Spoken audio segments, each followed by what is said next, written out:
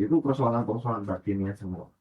Atau misalkan ketika Kang Dani sudah melakukan itu, lalu kemudian merasa dirinya soleh, merasa dirinya soleh itu bagus atau tidak? Solehnya bagus, merasa soleh. Ya. Maka merasa soleh itu harus ditaubati. Setan itu nggak bakalan ridho ketika ada orang yang taubat.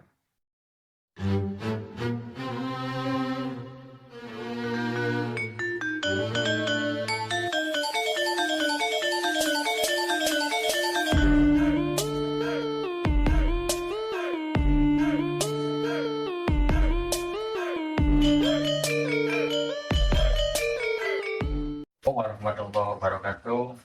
Sudah. Sahabat-sahabat Cahaya Saruba Nagari, ini adalah konten pertama kita di Cahaya Saruba Nagari. Saya sebagai host Dani Kurniawan dan juga nanti dipandu juga sama Kang saya, Kang Ramadan. Ya, Assalamualaikum warahmatullahi wabarakatuh, sahabat-sahabat Cahaya Saruba Nagari. Jadi kita adalah Cahaya Saruba Nagari, yang artinya cahaya adalah untuk menerangi, dan Saruba Nagari itu adalah kota tercinta yang kita tinggali sekarang. Dan mudah-mudahan kedepannya kita bisa menjadi setitik cahaya untuk menerangi dan menginspirasi sahabat-sahabat semuanya. Untuk selanjutnya ada beberapa hal yang akan dijelaskan oleh Kang Bana, yaitu tentang pentingnya taubat terhadap eksistensi manusia. Untuk mempersingkat waktu, monggo. Baik, Assalamualaikum warahmatullahi wabarakatuh. Bismillah, alhamdulillah, salatu wassalamu ala rasulillah wa ala alihi wa sahbihi wa mawala, la hawla wa la quwwata illa billah. Amma ba'd. Terima kasih pada Kang Dani sama Kang Rahmat yang mendampingi saya tentunya dalam sebuah konten yang mudah-mudahan memberikan inspirasi, mudah-mudahan memberikan kemaslahatan, pemanfaatan ya buat siapa saja yang melihat konten ini. Tentunya ketika misalkan nanti banyak hal yang kita bicarakan, itu bukan serta-merta kita sedang menggurui, tetapi ya ini adalah merupakan sebuah apa yang bisa kita lakukan bareng-bareng untuk saling memberikan nasihat agar ada kebermanfaatan yang terasa di tengah-tengah masyarakat kita ini. Jadi artinya ini di awal disampaikan terlebih dahulu agar tidak ada kesalahpahaman bahwa apa sih ini Cahaya Saruba Nagari ini maksudnya, dan kita sekali lagi tidak sedang menasihati, tidak sedang menjauhi, tetapi bagaimana caranya kita menjadi orang yang bermanfaat. Bertawasau bil haqqi wa tawasau bis sabr. Jadi intinya ke sana. Dan mudah-mudahan mengawali konten ini ya, betul Allah memberikan taufik dan hidayahnya buat kita semuanya, berkhusus ini Cahaya Saruba Nagari itu, agar bisa memberikan pencerahan selalu, memberikan kemaslahatan selalu, dan selalu betul-betul menyinari kegelapan-kegelapan yang sedang ada di tengah-tengah masyarakat itu. Jadi sahabat-sahabat sekalian, ini pada konten yang pertama ini adalah tentang pentingnya taubat terhadap eksistensi manusia. Nah, pertama kali saya yang pengen dibahas terlebih dahulu itu adalah taubat terlebih dahulu, sebelum kita lari kepada eksistensi manusia dan apa sih pentingnya taubat itu sendiri. Jadi kalau taubat ini kalau secara bahasa adalah bada, yaitu taubatan. Ini maknanya adalah kembali. Kalau kembali itu kan orang tidak ujuk-ujuk kembali. Ada apa? Kok tiba-tiba kembali? Ada sebabkah? Ada sesuatukah? Atau ada sebab-sebab yang seperti apa sih sebetulnya? Sehingga seseorang itu diperintahkan untuk kembali, diperintahkan untuk bertaubat. Nah ini ada poin penting sebetulnya di sini. Bahwa kembali yang dimaksud adalah kembali dari ketersesatan menuju kepada sesuatu yang diinginkan oleh Allah Subhanahu. Yang tadinya orang yang sangat gemar untuk melakukan kesalahan-kesalahan, kemungkaran-kemungkaran, atau apapun itu bentuk sebuah keburukan-keburukan yang lain, maka Allah memerintahkan untuk kembali. Kembali kemana? Kembali kepada sesuatu yang diinginkan oleh Allah Subhanahu wa Ta'ala. Gitu. Nah, taubat ini hukumnya wajib. Taubat ini hukumnya wajib. Artinya kalau misalkan seseorang tidak mau kembali kepada jalan yang benar, jalan menuju Allah Subhanahu wa Ta'ala, jalan menuju untuk mendapatkan ridho dari Allah Subhanahu wa Ta'ala, maka ya dia selalu berdosa. Nah, jawabannya cuma satu, kembali. Nah, di dalam Al-Quran, Allah Subhanahu wa Ta'ala itu banyak sekali perintah-perintah kepada orang, kepada manusia, agar kembali. Ya ayyuhalladzina amanu tubu ilallahi taubatan nasuha. Wahai orang-orang yang beriman, bertaubatlah kalian sekalian kepada Allah Subhanahu wa Ta'ala dengan taubatan nasuha. Taubat yang dengan setulus-tulusnya. Nah, ini Allah yang diseru oleh Allah itu adalah orang-orang yang beriman. Nah, ini kenapa? Yang disebut itu adalah orang-orang yang beriman. Ini maksud. Karena yang dipanggil itu hanya orang yang beriman saja. Karena kalau misalkan orang yang tidak beriman, bagaimana mungkin kemudian dipanggil untuk bertaubat? Ya kan? Beriman, sudah beriman, lalu kemudian dia tersesat. Akhirnya dipanggil. Ini contoh orang yang sedang berjalan, kemudian dia salah jalan. Orang yang di belakangnya tahu nih, itu ada orang tersesat. Dan dia tahu juga namanya. Hei, sini. Begitu. Itu bukan jalannya loh. Jalanmu ini sini. Kembali lagi dulu. Arahkan. Sebelah sana jalan. Nah, itu kalau misalkan mati Allah. Maka ya ayyuhalladzina amanu, ya untuk orang-orang beriman. Artinya orang yang sudah beriman kepada Allah, sudah iman kepada yaumil akhir, iman kepada semua apapun yang masuk ke dalam rukun iman itu, baru kemudian ada perintah itu. Dan ini banyak sekali dijelaskan di dalam Al-Quran maupun hadis-hadis dari Rasulullah SAW. Nah, ini kenapa? Karena memang kebanyakan orang itu ya mau jujur atau tidak jujur, walaupun mereka sudah beriman, itu tersesat. Ya kan? Tersesat. Artinya dia iman kepada Allah, seolah-olah keimanannya itu gimana ketika melakukan keburukan.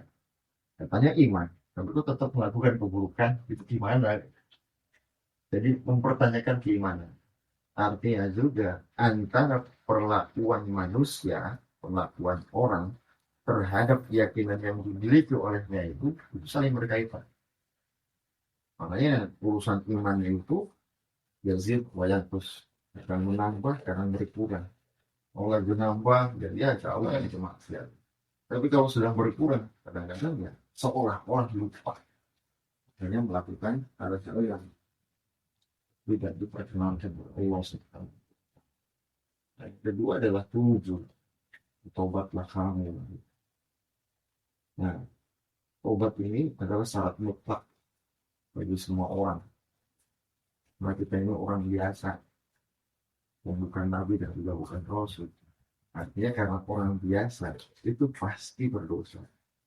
Jadi antara kita nih bertiga, Ada nggak yang nggak pernah berdosa itu? Kalau Rama misalkan saking sucinya nggak pernah berdosa, Pasti pernah kan. masih berdosa ya. Iya. Tapi semua orang, kecuali Nabi dan Rasul, ya dia pasti berdosa. Nah, Allah itu paham pasti berdosa itu paham. Maka diberikan satu option agar orang ini bukan termasuk orang yang selalu tersesat. Ada cara. Allah kasihkan cara. Kembali. Kembali. Nah, itu. Jadi akhirnya orang kembali. Nah, pertama ketika orang pengen kembali, yang harus ada di dalam diri seseorang itu pertama tahu dulu bahwa dia itu melakukan keburukan atau kesalahan. Bagaimana mungkin orang tidak merasa salah, orang tidak merasa buruk, orang tidak merasa bahwa dia ini sedang dalam kondisi yang bermaksiat, lalu kemudian kembali. Dan mungkin. Jadi tahu dulu, oh saya ini salah.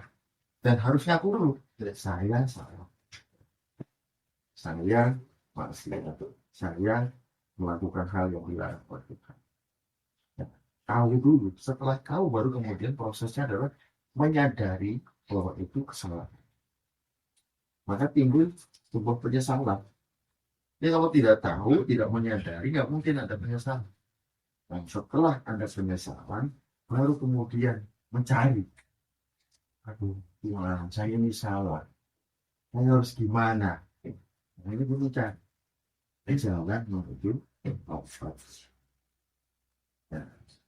Tetapi yang namanya taubat ini ya nggak serta-merta kemudian setelah kembali tidak melakukan kemaksiatan, satu kemaksiatan itu lalu kemudian dia tidak melakukan pertobatan lagi.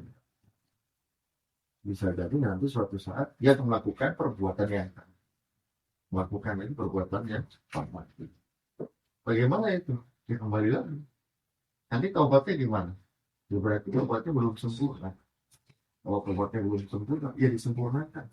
Sampai pada titik di mana kemudian seseorang itu tidak mau melakukan lagi perbuatan yang sama. Ya. Jadi setelah itu baru kemudian menjaga ketulusan dalam rangka pertaubatannya. Kalau tulus itu mutlak karena Allah saja. Pamrihnya karena Allah saja, bukan karena orang lain.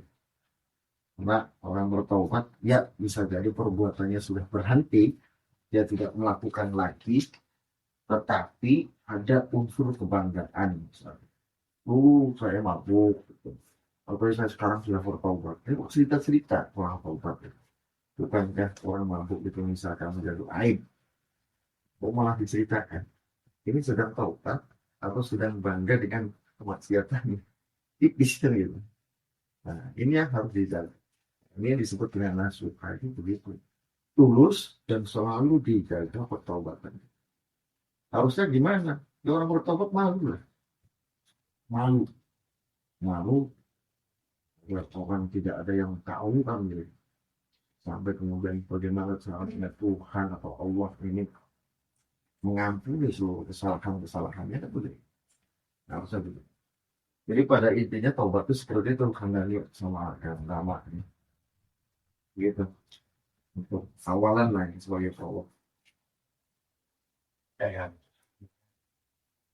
kalau dibahas tentang pentingnya taubat, yang baru dibahas itu adalah taubatnya. Pengertian taubat yang sudah dijelaskan oleh taubat. Muncul pertanyaan seperti ini kan? Ya. Orang-orang yang seperti apa yang harus melakukan taubat? Orang-orang yang seperti apa? Iya. Adakah pertanyaan lagi? Saya melihat pertanyaan. Adakah orang yang tidak pernah melakukan salah? Tidak ada. Tidak ada. Semua orang yang salah. Tidak ada. Semua orang pasti pernah melakukan yang salah. Ya, semua orang pasti melakukan salah. Nah, pertanyaan tadi gimana? Orang yang seperti apa orang harus bertaubat? Jawabannya, adakah orang yang tidak pernah melakukan kesalahan? Nah, artinya semua orang, tanpa terkecuali itu. Termasuk Apa? termasuk puntennya ini ya. barangkali sama ya, termasuk Nabi dan Rasul apakah diperintahkan untuk bertaubat juga beliau-beliau. Kalau Nabi dan Rasul itu kan menjadi sebuah tauladan. Nabi dan Rasul itu tauladan. Mereka ini maksum. Maksum itu dijaga. Maksudnya dijaga itu ya dijaga dari kemaksiatan. Artinya pasti jauh dari maksiatan. Dia nggak bakalan melakukan kemaksiatan. Nah, tetapi memberikan satu arahan, satu ajaran, satu ajaran agar umat itu tepat. Contoh misalkan tentang masalah istighfar saja. Apakah kanjeng Nabi tidak pernah beristighfar? Padahal kita kan tahu, ya Nabi itu tidak pernah salah, tidak pernah iya maksud. Nyatanya, yang Nabi masuk istighfar. Kanjeng Nabi itu melakukan istighfar setiap hari. Minimal ya, kalau nggak salah itu kanjeng Nabi beristighfar 70 kali.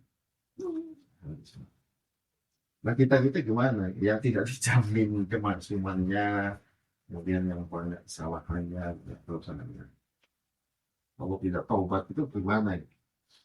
Makanya ya, walaupun misalkan yang lama ya, ada orang yang sudah dianggap menjadi orang yang sangat soleh, orang yang soleh, soleh berasa Pak Ayub, bagus, bagus, ilmu tinggi, banyak ilmuwan yang dia kuasai gitu kan. Apakah dia tidak bertobat juga? Nah itu. Nah, maka kita kan pahami dulu dosa itu kan ada termasuk dosa yang besar, ada dosa yang kecil. Dan ini sifatnya ada yang batiniah dan sifatnya zohiriyah. Ada yang tampak, ada yang kelihatan, ada yang tidak tampak atau tidak kelihatan.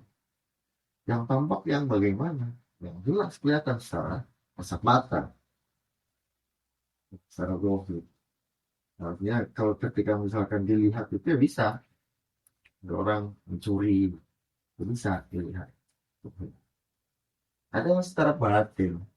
Nah ini yang ngeri, secara batin. Nah ini menjadi sebuah persoalan besar. Kenapa dianggap menjadi sebuah persoalan besar? Karena nggak kelihatan. Contohnya apa? Kalau misalkan Kang Dhani ini begini, Kang Dhani ini sudah rajin sholat, tidak pernah meninggalkan sholat dari waktu, ya kan? Kemudian yang sholat sunatnya juga dijalankan, rajin banget melakukan, termasuk puasa, dijalankan semua sama Anda.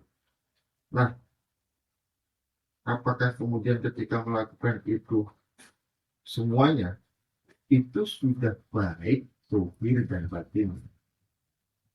Zahir baik nggak? Baik, kelihatan sholat apa segala macam. Tapi apakah sholat ini akhirnya kemudian menjadi parameter bahwa itu perbuatan yang pasti diterima oleh Allah? Tidak juga. Kenapa enggak juga?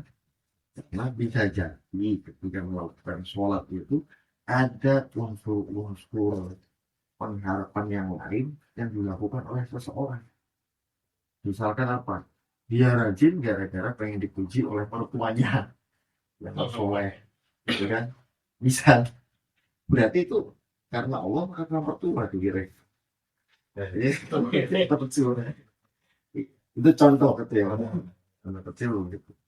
Dan itu kalau misalkan dikembangkan banyak sekali sebetulnya. Itu misalkan pamrih karena pengen lihat orang, pamrih karena pengen dipuji orang, pamrih karena tidak enak sama orang, karena dilihat sama orang.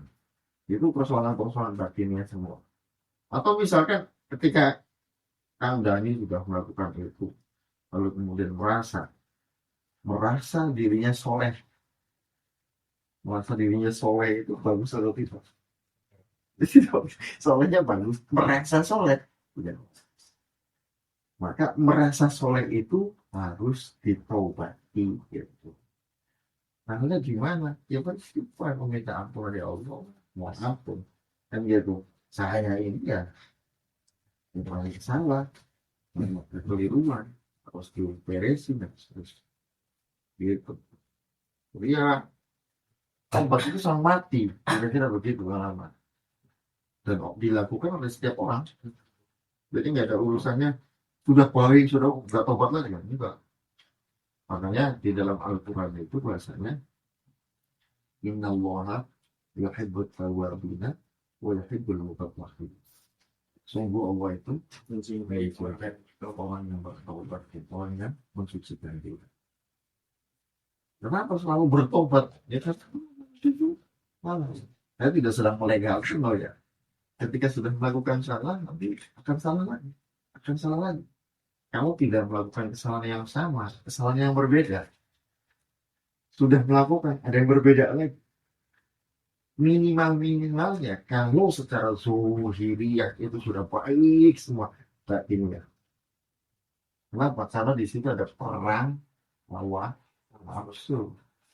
Nah itu sudah alim, sudah pinter, rasa alim gimana? Misalnya, itu kan penyakit hati yang harus ditaubati juga. Meragukan misalkan kekuasaan Allah Subhanahu wa Ta'ala ketika kita berpikir apakah besok kita bisa makan atau tidak. Padahal konsepnya ketika Allah masih mentakdirkan seseorang itu hidup, maka dia pasti akan memberikan rezeki kepada orang. Kalau kemudian kita bertanya kadang-kadang, ya, nah, besok gimana ini? Saya nggak punya duit. Di kantong sudah tidak ada, di ATM sudah tidak ada, di istri sudah tidak pegang. Besok makan sama apa? Sering bertanya begitu mungkin. Ketika bertanya, itu sebetulnya sudah mulai bergeser menyaksikan kekuasaan Allah. Kita harus menjaga keyakinan itu bahwa besok tetap makan kalau masih hidup. Tapi caranya gimana? Nah, kadang-kadang orang terjebak di cara. Makanya dalam urusan cara ini tidak kompromi saja, urusannya logika. Kompromi itu gimana? Bagaimana caranya saya beli nasi? Ya kan, mencari uangnya, cari uangnya gimana? Itu kompromi.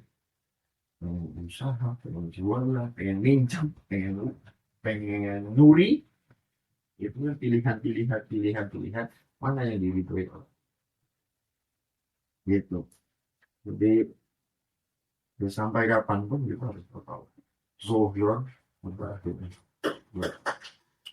Dan bagaimana kamu cara kita mengetahui taubat kita tuh diterima apa enggak?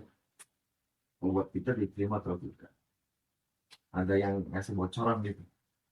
Iya, maksudnya kan barangkali ada visi-visi atau Ini bagaimana cara mengetahui kan? iya, Ya kira-kira ada nggak yang memberikan Anda ini taubatnya sudah diterima olehku atau Tuhan? Kira-kira kan? Ini bermain logika dulu. ya. Logika dulu. Ya, ada nggak misalkan orang dikasih tahu sama Allah, kamu pendosa, sekarang aku sudah ampuni. Jadi mulai sekarang kamu sudah tidak taubat lagi. Tidak ada kan? Tidak ada yang baik bocoran. Artinya kan susah. Bagaimana kemudian kita mengukur bahwa taubat kita ini sudah diterima atau belum? Nah, kenapa bahasanya yuhibbut tawwabina itu ya? Itu sering. Walaupun sudah berhenti misalkan, tidak melakukannya lagi, terbesit. Oh, sayang dulu. Ingat bagaimana? Intinya ketika mengingat dosa itu, cepat-cepat minta ampun sama Allah. Ya. Teringat minta ampun sama Allah. Teringat lagi minta ampun lagi sama Allah. Dan kita yang harus yang harus dijaga itu husnuzon kepada Allah. Husnuzon itu gimana? Allah walaupun kita ini dosanya segede gunung sekalipun, ya, segede gunung sekalipun, itu dibandingkan dengan luasnya rahmat Allah, tidak ada apa-apanya. Artinya ketika orang bertobat, pasti dia akan diterima tobat Allah. Begitu. Nah ini yang harus dibangun, husnuzonnya harus dibangun. Jangan pernah berpikir malah kapan sih kita tobatnya ini diterima atau tidak. Atau misalkan kita berpikir Oh, ini gara-gara saya berhenti nih bertobat ya. Berhenti untuk melakukan kemaksiatan, saya sudah bertobat. Akhirnya hidup saya berubah. Berarti tobat saya sudah diterima sama Allah juga. Begitu juga. Ya, gitu. Artinya yang harus kita tobatkan adalah husnul. Yang pernah bertanya, tobat kita ini diterima atau belum? Sudah dihapus dosanya atau belum? Makanya termasuk orang yang celaka, katakan Nabi, adalah orang yang merasa aman dengan dosanya. Padahal kita nggak tahu dosa ini sudah dihapus atau belum. Kalian tahu nggak? Dosanya sudah dihapus sama Allah. Ya nggak tahu catatannya. Yang nyatetnya nggak tahu catatan malaikat enggak kan gitu. Lalu kemudian ius disetip ke durung. Kan, baru mereka sendiri. Nah, jangan pernah merasa aman terhadap dosa yang dulu pernah. Ininya ketika ingat, ya Tuhan ya Allah, menyesal, menyesal. Dan itu betul-betul harus dengan sebuah ketulusan dan penyesalan yang begitu luar biasa sampai meneteskan air mata. Bukti pertobatan itu sampai meneteskan air mata. Jadi kalau misalnya belum meneteskan air mata itu seolah-olah ya belum ada penyesalan. Orang salah di hadapan Tuhan ketika menghadap itu ya betul-betul oh bisa lakukan itu ya Allah. Ampun aku bagaimana kita dosa tidak mau tidak diampuni oleh Allah. Tapi apa nasib bilang gitu. Itu ada munajat akhirnya antara kita kepada Allah Subhanahu. Ketika muncul munajat semacam itu, wah, itu ada apa ya? Harmonisasi antara maksud dengan politik. Ada dialog merasa ketidakberdayaan ketika tidak adanya fadl dan rahmat yang mengalir kepada kita itu kan bisa. Jadi intinya Kang Rama, Kang Dani, kalau misalkan tidak dengan pertolongan Allah, semua orang itu pasti bermaksiat. Semua siapapun ya, kalau Allah tidak menolong itu bermaksiat. Kalau tidak ada fadl rahmat Allah itu bermaksiat. Nah, pahamilah sadari seperti itu. Artinya, ketika kita tidak melakukan kemaksiatan itu, makanya kita mendapatkan pahala. Kita nggak mabuk nih, maka kita selalu mendapatkan pahala karena kita tidak mabuk. Mabuk itu haram, zina itu haram, musuh itu haram. Kita mendapatkan pahala dari itu semua. Gitu. Lalu begini kan, ada korelasinya nggak atau keterkaitan antara seseorang mendapatkan hidayah dan taubat? Hidayah dan taubat. Jadi kalau berbicaranya kenapa orang bertaubat, gitu ya? Kenapa kok orang tiba-tiba bertaubat? Dan ternyata ada juga orang yang tidak taubat-taubat, gitu kan? Selama hidupnya enggak taubat. Di akhirnya taubat, gitu kan? Ada orang yang baru sekali melakukan, dia langsung taubat. Baru sekali, tiba-tiba langsung taubat. Nah, ini ranahnya itu ranah kepada hakikat namanya, bahwa Allah itu adalah an-nur, cahaya. Artinya ya Allah itu sesungguhnya selalu memberikan cahayanya, pancaran-pancarannya kepada setiap manusia itu. Maka ada penyesalan. Itu bukti indikasi bahwa Allah itu memancarkan cahayanya. Ya sebelum kita melakukan kemaksiatan kita mau gebu-gebu semangat nih. Tapi setelah selesai, nyesel nggak? Nah, nyesel itu adalah bukti atau indikasi adanya cahaya dari Allah kepada orang itu. Jadi kalau tidak ada cahaya dari Allah, enggak rasa. Nah, lama kelamaan karena sering cahayanya tidak terlihat sama sekali karena saking gelapnya, dia sudah tidak punya salah. Orang yang semacam ini itu disebut dengan orang yang sudah buta hati mau gitu, gitu. Artinya korelasinya itu ya awalnya ketika Allah ingin mentakdirkan seseorang itu bertobat, maka terlebih dahulu Allah memancarkan cahaya jamalnya kepada seseorang itu sampai muncul sebuah kesadaran. Ini yang biasa disebut dengan hidayah. Jadi mancar dulu tuh. Setelah mancar, kemudian tiba-tiba itu dengan sendirinya. Nangis itu tiba-tiba.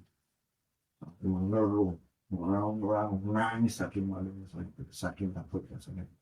Itu dari mana itu? Kalau sebelum-sebelumnya enggak. Banyak lah sama. Para wali-wali zaman dulu itu banyak juga yang dulunya itu adalah orang-orang brengsek. Orang brengsek. Dulunya perampok, dulunya suka mencuri, ya dulunya mabuk-mabukan itu, bahkan dunia juga. Tapi ketika Allah memberikan cahaya jamalnya, pancaran hidayahnya kepada orang tersebut, dan Allah ingin mentakdirkan orang itu kembali, maka dia kembali. Tapi kalau secara khususon, kita harus bisa menjaga Allah itu sesungguhnya ya selalu mengajak, selalu mencari. Jangan sampai kita terjebak kemudian, lalu kemudian kalau ada orang yang tidak bertobat, apakah itu kehendak Allah juga? Nah, itu nanti terjebak begitu. Yang harus dibangun, Allah selalu memberikan pancaran cahaya hidayah. Adapun lalu kemudian orang akhirnya ini tetap aja maksiat, tidak mau tobat, tidak mau kembali, yang ini bertobat apa segala macam, itu di sana ada ranah yang kadang-kadang kita tidak terjadi. Tapi yang kita harus ada di dalam hidayah membangun husnuzon kepada Allah. Jadi ya sangat ada korelasinya lah antara taubat dengan hidayah itu. Tapi mutlak ya, sebetulnya mutlak secara hakikat bahwa Allah sendiri yang menginginkan seseorang itu punya iman. Nah, sementara di masyarakat yang ini terbahasnya apabila Ya. kadang orang yang melakukan maksiat itu apapun lah itulah, ketika lagi mencoba untuk taubat kan ya Allah, ada yang bilang masih konvensi sholat baik, masjid, tiba-tiba jamaah. cara kita menjaga hal-hal seperti ini agar tetap konsisten taubat dan kembali itu gimana? Ada dua yang harus menjadi perhatian. Pertama masyarakat sekitar, yang kedua orang tersebut. Nah, kita ini jangan kemudian gara-gara omongan kita orang tidak jadi kembali, orang tidak jadi taubat. Contohnya tadi, udah aja sih tiba-tiba di masjid ya. Jangan sampai gara-gara omongan itu dia merasa malu ke masjid, dia mau ke masjid lagi. Waktu itu majlis sembahyang sholat, jangan gara-gara ucapan kita itu dia nggak jadi. Nah, setiap apa yang kita ucapkan kepada orang itu menjadi catatan, itu menjadi catatan hukum.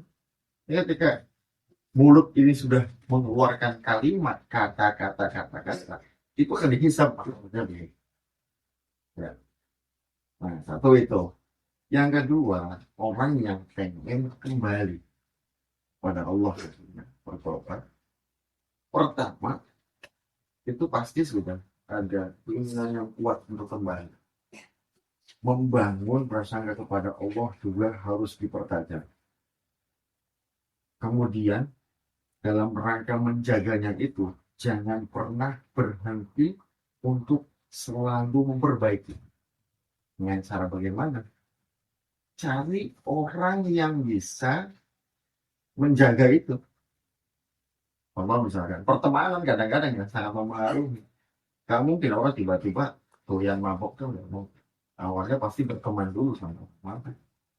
Nah, yang berteman, setelah berteman, nyobain, dan seterusnya.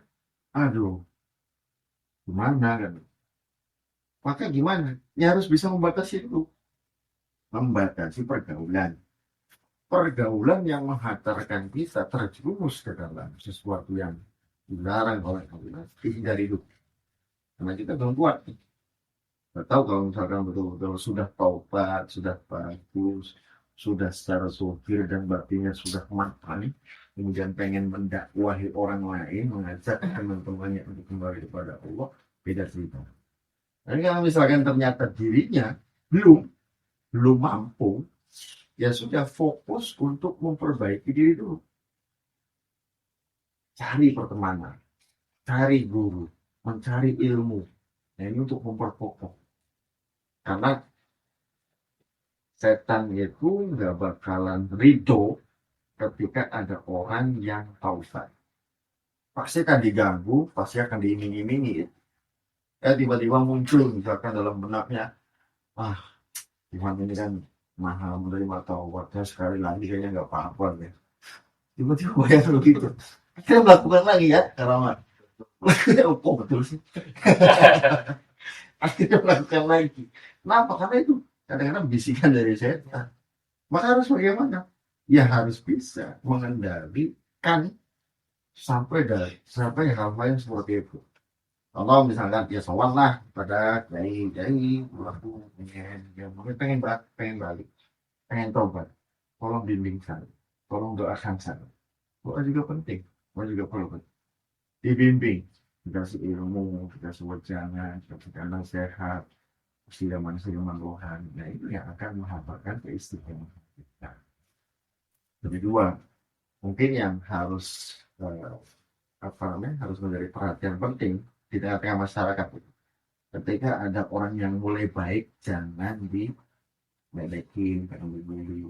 Itu bahaya. Soalnya itu harusnya memberikan support dong. Ya, ditemenin gitu kan, temenin, ajak ngobrol dari hati ke hati. Mereka dia istiqomah kan. Gitu. Jadi memang itu proses. Itu proses. Dan itu ya sampai mati prosesnya. Karena sampai mati ya ini terus berproses. Terus berproses. Makanya ya manusia dengan manusia yang lain itu saling membutuhkan, saling menguatkan. Yang satunya salah, yang satunya kita tahu, yang satunya salah lagi, yang satunya lagi nggak kita tahu. Karena saling membutuhkan, saling mengingat. Dan itu menjadi ujian bagi manusia, antara manusia dan manusia yang lain. Hingga proses sosial itu betul-betul berjalan. Proses sosialnya begini. Ada nggak sih misalkan ada orang yang sudah ada kecanduan, kita berpikir gimana caranya supaya orang itu berhenti. Ada enggak itu melakukan sesuatu? Jangan-jangan hal kita berpikir itu masih ngapain? Apakah dengan begitu kemudian menyelesaikan masalah?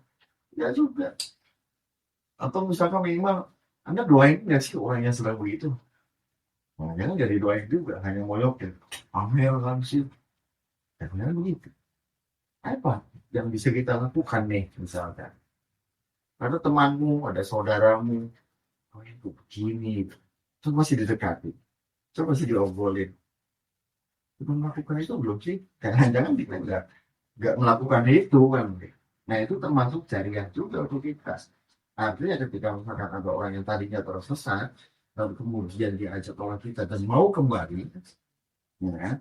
Itu jaringan kita itu dia sholat, dia ngaji, dia puasa, dia melakukan apapun kebaikan, itu dapat pahala. Gara-gara obrolan yang kita lakukan. Kadang-kadang butuh teman saja, butuh teman. Dia awalnya kalau tidak ada teman, tidak ada hal-hal yang tidak baik dilakukan. Dari Instagram saya Taruban Nagari kan kayak di Instagramnya dari Rusida Ramadan. Sama pertanyaan sama kamu tadi. Bagaimana caranya biar kita diterima taubatnya? Oh, nah yang kedua kan dari Ed Umar Selar. Supaya taubat diterima, apakah hanya fokus doa untuk taubat atau harus sholat taubat min? Oh iya, kalau taubat yang belum dijelaskan ya paling ditambah itu saya jelasin tentang sholat sunat taubat namanya. Memang untuk mengawali pertobatan itu ya kita disunahkan untuk melakukan sholat sunat taubat. Sholat sunat taubat itu ya makin sering dilakukan ya